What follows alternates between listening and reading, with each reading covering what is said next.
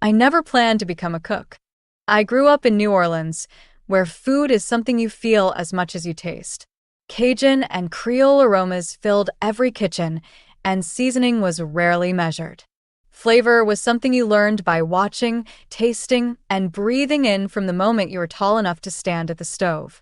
When I moved to California, I discovered the bold energy of Mexican street food and the freshness of Pacific Rim cooking.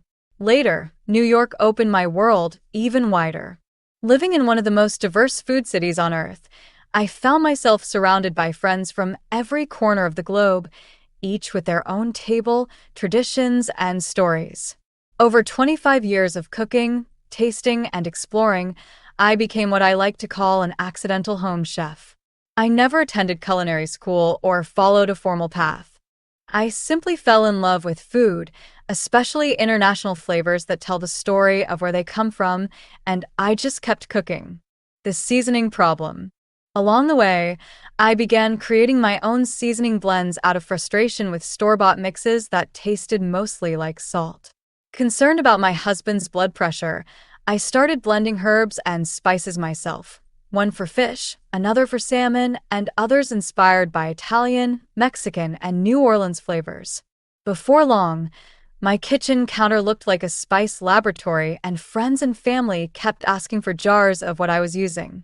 That curiosity and demand is how this book was born. What this book is really about. This is more than a book of spice recipes. It's a simple system for thinking about flavor. By creating seasoning jars organized by cuisine, you can cook without measuring each time. Just grab the jar that matches the meal and start cooking. These blends come from over 25 years of exploring international foods and learning from kitchens across New Orleans, California, New York, and beyond, bringing those flavors together to share with you. Welcome to the kitchen. Let us season and cook something beautiful.